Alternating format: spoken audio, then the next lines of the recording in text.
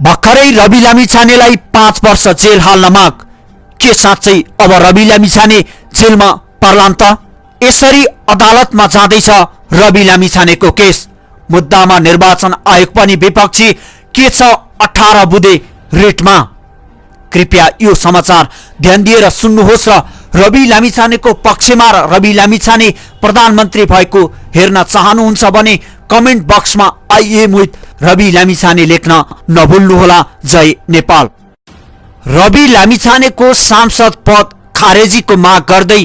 सर्वोच्चमा writ. राष्ट्रिय स्वतन्त्र पार्टीका सभापति रवि लामिछानेको सांसद पद खारेजीको मागसहित सर्वोच्च अदालतमा रिट दायर भएको छ। बुधबार युवराज पौडेलले लामिछानेको सांसद पद खारेजीको माग गर्दै सर्वोच्चमा रिट दायर गरेका छन्। सांसद पद खारेज हुनुपर्छ भनेर मुद्दा दर्ता गरेको हुँ, पौडेलले भने। लामिछाने विरुद्धको मुद्दा सर्वोच्चमा दर्ता भइसकेको अदालतले जनाएको छ। यसअघि युवराजकै नेतृत्वमा लामिछानेको नागरिकता खारेज गर्न माग गर्दै गृह मन्त्रालयमा उजुरी परेको थियो। चितवन 2 बाट प्रतिनिधि सभामा निर्वाचित लामिछानेले अमेरिकी नागरिकता त्यागेपछि नयाँ नेपाली नागरिकता नलिएको विषयमा विवाद बढेको छ। यही विषयलाई ध्यान आकर्षण गराउँदै आफूले मुद्दा दायर गरेको युवराजले बताएका छन्। रिटको पेशी पुस 6 गतेका लागि संवैधानिक इजलासमा तोकिएको छ। लामिछानेलाई 5 वर्ष जेल हाल्न माग। नागरिकताको विषयमा लामिछानेले जालसाजी गरेको उल्लेख गर्दै निवेदकले 5 वर्ष जेल सजायको माग समेत गरेको छ। नेपाल नागरिकता ऐन 2063 को दफा 21 विपरीत निज रवि लामिछानेले कायम नगरेको नागरिकतालाई कायम रहेको वैध नागरिकता भनी झुटो विवरणका आधारमा कायम नभएको नागरिकता प्रचलनमा ल्याई प्रयोग गरेको निज उप 1 वर्षदेखि 5 वर्षसम्म कैद हुने कसुर गरेकोमा कारबाही गर्नुपर्ने निकाय विपक्षी जिल्ला प्रशासन कार्यालय काठमाडौँले निज रवि लामिछाने उप कारबाही नगरी उक्त दफाको कार्यान्वयन नगरेको उक्त दफा 21 को कार्यान्वयन गर्नु भनी परमादेशको आदेश जारी गरी पाऊ निवेदनमा भनिएको छ। निर्वाचन आयोग पनि विपक्षी। लामिछाने विरुद्ध दर्ता रिटमा निर्वाचन आयोगलाई पनि विपक्षी बनाइएको छ। विदेश तथा नेपाली नागरिकता नभएको व्यक्तिले दल खोल्न नपाउने भए पनि लामिछानेकै सभापतित्वमा दल दर्ता गरेर आयोगले गैर कानुनी काम गरेको आरोप रिटमा छ। कुनै पनि विदेशीले वा नेपाली नागरिकता नभएको कुनै पनि व्यक्तिले राजनीतिक दल खोल्न सो दलको साधारण सदस्य हुन र अध्यक्ष वा सभापति हुन समेत नसक्ने हाम्रो कानुनी व्यवस्था विपरीत राष्ट्रिय स्वतन्त्र पार्टी नामक दल दर्ता भएको छ। रिटमा भनिएको छ, दल दर्ता गर्न पाउने र दलको सदस्य वा नेता हुन पाउने अधिकार केवल नेपाली नागरिकसँग मात्र हुने कानुनी व्यवस्था विपरीत नेपाली नागरिकता नभएका रवि लामिछानेको सभापतित्वमा उक्त दल दर्ता भएको सम्बन्धमा निर्वाचन आयोगबाट हुन गएको गैर कानुनी कार्यबाट म स्तब्ध भएको छु। दल दर्ता भएकोमा कुनै आपत्ति नभएको उल्लेख गर्दै रिटमा पौडेलले यस विषयमा आयोगमा निवेदन दिँदा पनि कुनै प्रतिक्रिया नआएको समेत तर्क गरेका छन्। नेपाली नागरिकता नै नभएका रवि लामिछानेलाई उक्त दलको सभापतिको मान्यता दिन एवं सो दलको साधारण सदस्यता समेतको मान्यता दिन नमिल्ने भएको हुँदा निजको सभापतित्व र साधारण सदस्यता निर्वाचन आयोगले खारेज गर्न वा सो गर्न गराउन राष्ट्रिय स्वतन्त्र पार्टीलाई निर्देशन दिई निज रवि लामिछानेको उक्त दलको सभापति पद र साधारण सदस्य तत्कालै खारेज गरी पाउन मैले मिति 2079 8 महिना 19 गतेमा निर्वाचन आयोग समक्ष निवेदन दिएकोमा हालसम्म कुनै पनि प्रक्रिया थालनी नगरिएको र कुनै पनि निर्णय नगरिएको साथै किन प्रक्रिया थालनी नगरिएको र निर्णय नगरिएको भनी सोधनी गर्दा सो विषयमा मिति 2079 8 13 मा निर्णय गरी सकिएको भनी सो निर्णयको प्रतिलिपि दिएको हुँदा विपक्षी निर्वाचन आयोगले कानुनको शासन उल्लङ्घन गरेको हुँदा उपचारका लागि सम्मानित अदालत समक्ष प्रवेश गर्न बाध्य भएको छु। उनले भनेका छन्। के छ रिटमा? विदेशीले वा नेपाली नागरिकता नभएको कुनै पनि व्यक्तिले राजनीतिक दल खोल्न, सो दलको साधारण सदस्य हुन र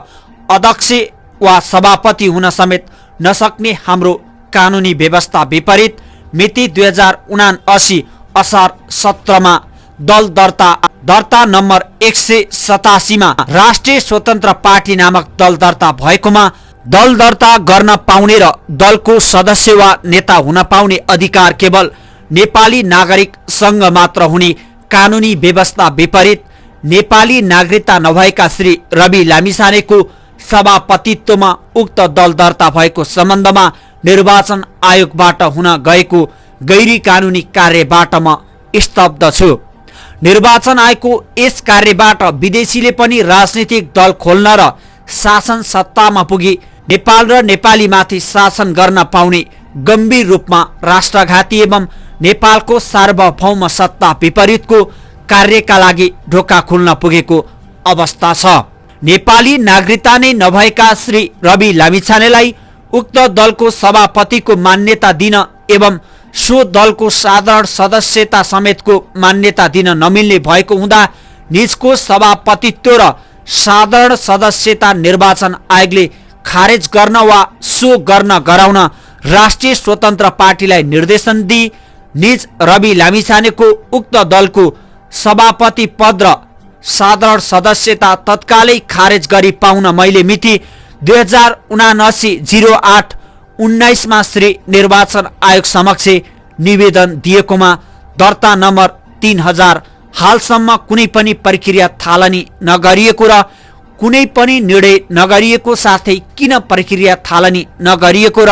निर्णय नगरिएको भनी शोधनी गर्दा सो विषयमा मिति 2079/08/13 मा निर्णय गरिसकिएको भनी सो निर्णयको प्रतिलिपि दिएको हुँदा विपक्षी निर्वाचन आयोगले कानुनको शासन उल्लङ्घन गरेको हुँदा उपचारका लागि सम्मानित अदालत समक्ष प्रवेश गर्न बाध्य भएको छु। प्रतिनिधि सभा सदस्य निर्वाचन ऐन 2074 को दफा 12 बमोजिम प्रतिनिधि सभाको उम्मेद्वार हुन नेपाली नागरिक हुनुपर्दछ एवं नेपालको नागरिक नभएको व्यक्ति सोही ऐनको दफा 13 बमोजिम उम्मेद्वार हुन अयोग्य हुन्छन्। निर्वाचन कसुर तथा सजाय ऐन 2073 को दफा 14 ले नेपाली नागरिकता नभएको व्यक्तिलाई मतदान गर्न समेत प्रतिबन्ध लगाई गैर नेपाली नागरिकले मतदान गरेमा कसुर गरेको मान्दछ। यी बाध्यात्मक कानुनी व्यवस्था विपरीत निर्वाचन आयोगले विपक्षी रवि लामिछानेलाई स्वतन्त्र राष्ट्रिय पार्टीको सभापति हुन, सदस्य हुन, मतदाता हुन र निर्वाचनमा उम्मेद्वार हुन समेत दिएको अवस्था छ। तसर्थ नेपाली नागरिकता नभएको व्यक्ति निज रवि लामिछाने प्रति यसरी उदार हुनुपर्ने वा निजलाई कानुन विपरीत विशेष हैसियत प्रदान गरी राजनीतिक दलको सदस्य र सभापति हुन छुट दिनुपर्ने कुनै पनि कानुनी आधार विपक्षी निर्वाचन आयोगसँग नहुँदा नहुँदै पनि कानुन मिची विपक्षीहरूद्वारा गैर कानुनी कार्य भएको हुँदा उक्त गैर कानुनी कार्य बदर भागी भएको हुँदा बदर गरी निज विपक्ष रवि लामिछानेको राष्ट्रिय स्वतन्त्र पार्टीको सभापति र सदस्यता गैर कानुनी भएको घोषणा गरी पाऊँ। रवि लामिछानेले 2050 11/10 मा श्री जिल्ला प्रशासन कार्यालय काठमाडौँबाट नेपालको नागरिकता लिएका, सोही नागरिकताबाटै नेपाली पासपोर्ट लिएका र तत्पश्चात निज अमेरिका गई अमेरिकी नागरिक बनी अमेरिकी राहदानी नम्बर 5129666981 धारण गरी नेपाल आउँदा अमेरिकी नागरिकको हैसियतमा गैर पर्यटकीय भिसामा नेपाल बसेका र तत्पश्चात हालसालै राष्ट्रिय स्वतन्त्र पार्टी नामक राजनीतिक दल खोली सो दलको सभापति समेत आफै बनी सो दलले निर्वाचनमा भाग लिएको सर्वविदितै छ। निज रवि लामिछानेले दल दर्ता गर्दा प्रयोग गरेको नागरिकता निज अमेरिकी नागरिक हुनु पूर्वको श्री जिल्ला प्रशासन कार्यालय काठमाडौँबाट मिति 2050 11/10 मा नागरिकता नम्बर 18222 को रूपमा जारी भएको हो। निज रवि लामिछानेले दल दर्ता गर्दा प्रयोग गरेको नागरिकता निज अमेरिकी नागरिक हुनु पूर्वको श्री काठमाडौँ जिल्ला प्रशासन कार्यालयबाट मिति 2050 11/10 मा नागरिकता नम्बर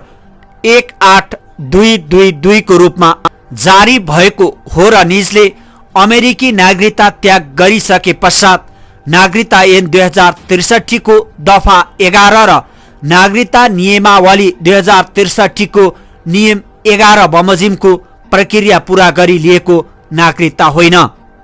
नेपाल नागरिकता ऐन 2063 को दफा 10(1) अन्तर्गत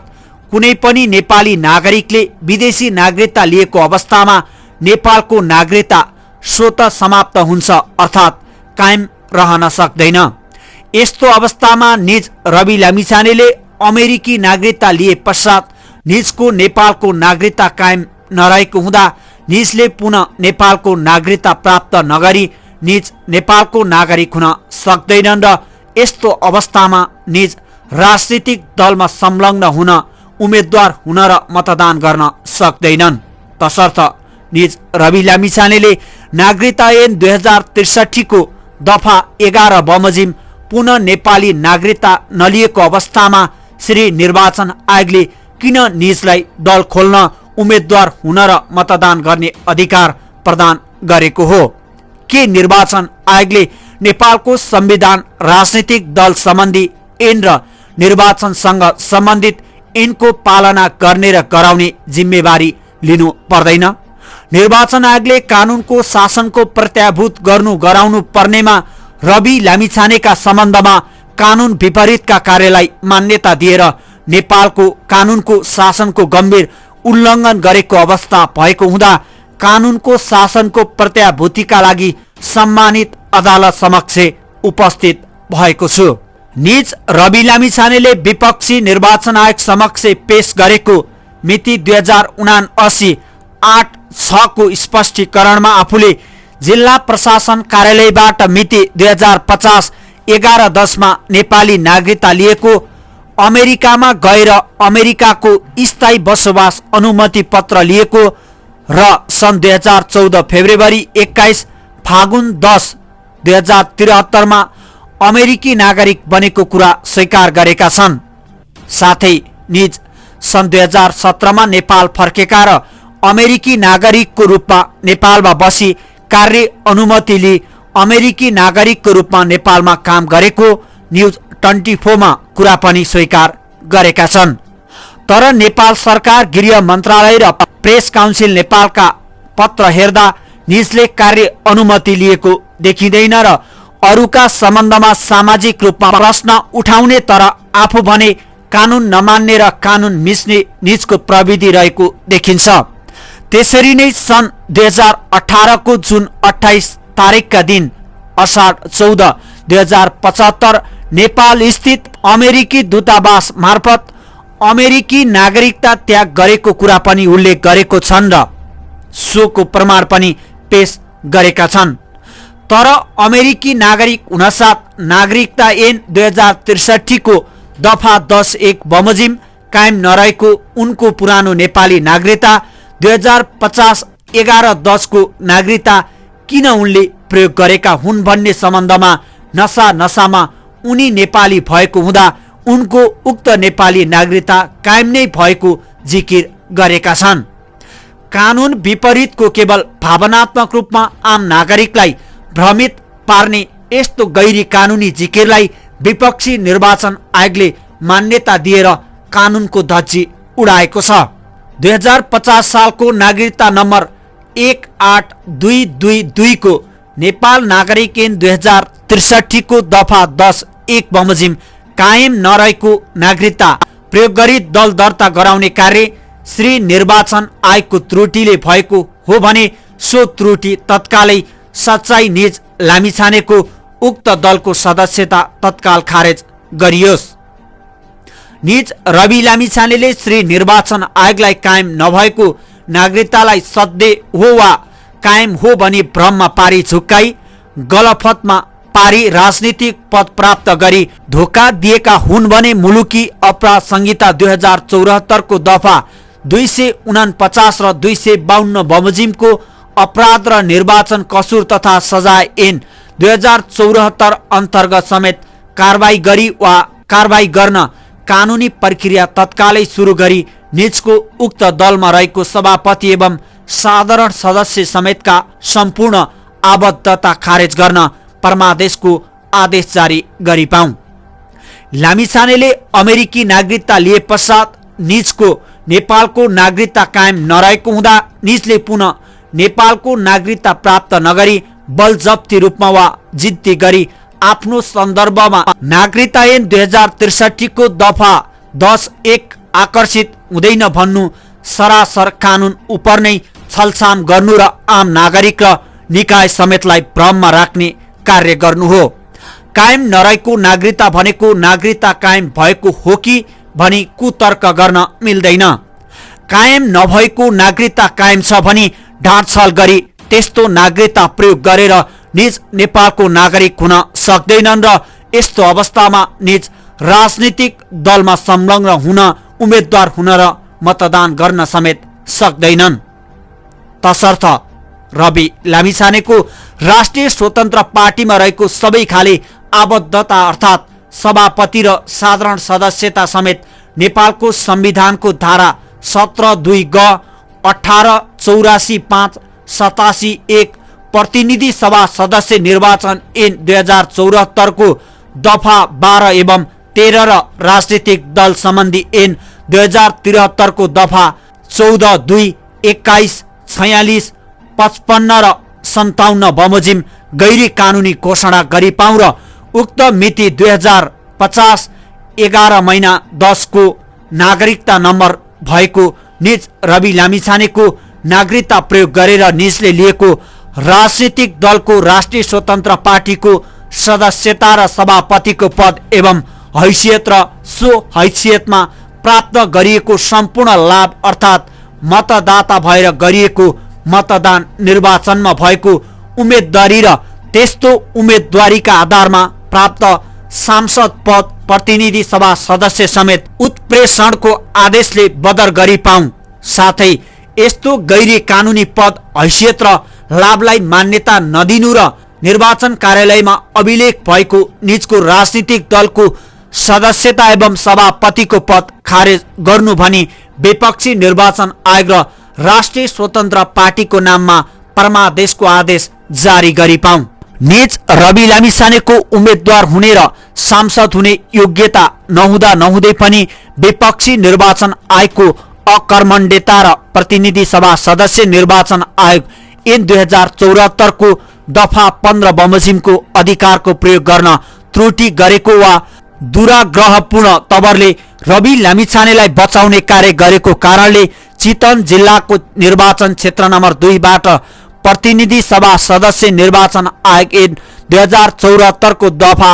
12 र 13 बमोजिमको योग्यता नेपाली नागरिक नभएको नहुँदा नहुँदै दफा 15 आकर्षित गर्न इन्कार गरेको कारणले निज रवि लामिछाने प्रतिनिधि सभा सदस्यको रूपमा निर्वाचित भएको हुँदा नेपालको संविधानको धारा 137(2) ख को क्षेत्राधिकार प्रयोग गरी प्रतिनिधि सभा सदस्य निर्वाचन आयोग ऐन 2074 को दफा 16 बमोजिम निज